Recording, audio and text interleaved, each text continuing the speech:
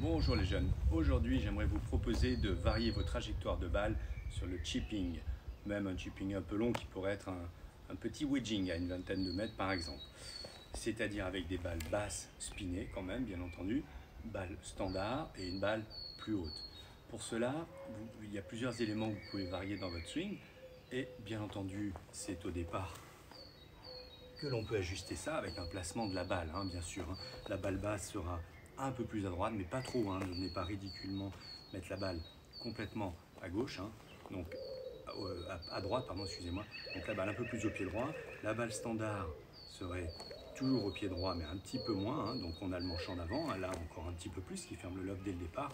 Et la balle plus haute serait bien sûr plus à gauche, avec du coup un manche qui se redresse. Ok, voilà. Alors, les éléments que vous pouvez faire varier, c'est déjà sur l'armement, et c'est très intéressant que vous vous amusiez à varier vos armements. La balle basse, alors le pied gauche toujours un petit peu en retrait pour faciliter la rotation retour. Sur votre takeaway, très important, même si vos mains vont jouer sur un arc assez arrondi, ok, les mains viennent glisser assez proche de la cuisse, et le coup droit reste assez collé au corps, donc on a un swing arrondi assez à l'intérieur avec les mains. Attention, la tête du club reste devant les mains. Hors de question de l'amener ici, à l'intérieur. Donc c'est pour ça que j'ai mis un club au sol, toujours, comme repère, pour vérifier que votre manche de votre sandwich est parallèle au club qui est au sol.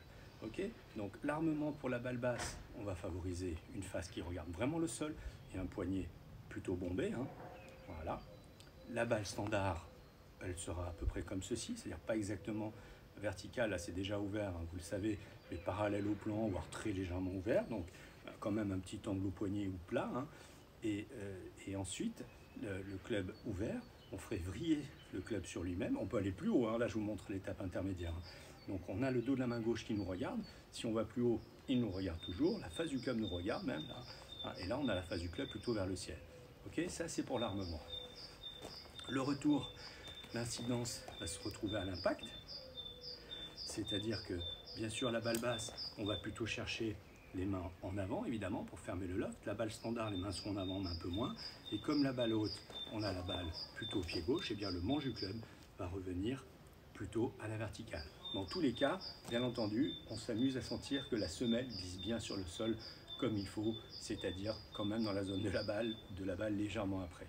Ok, et là, ensuite, la sortie. Alors attention, là c'est important, vous pouvez aussi, grâce au release, avoir le sentiment d'avoir une influence sur votre balle. La balle basse spinée, on va plutôt avoir l'impression de finir comme pour un petit draw, le manche, vous voyez, sur la hanche droite. Okay, la balle standard, on aura tourné en même temps, on aura le manche nombril, et la balle plutôt haute, un peu plus coupée, on pourra amener le manche sur la hanche gauche. D'accord, en gardant toujours quand même la largeur de ses bras, on ne vient pas faire ça. Ok, donc vous voyez, vous pouvez varier ces trois éléments. Je vous demanderai même de vous amuser à les combiner, c'est-à-dire d'essayer pour trouver votre style de jeu et avoir des variantes de trajectoire de balle pour être très créatif autour des greens. Donc par exemple un armement de balle basse, okay, et puis finalement un finish hanche gauche pour voir ce que ça donne. Ok, voilà, vous pouvez combiner pour vous amuser. Très bien, bon entraînement.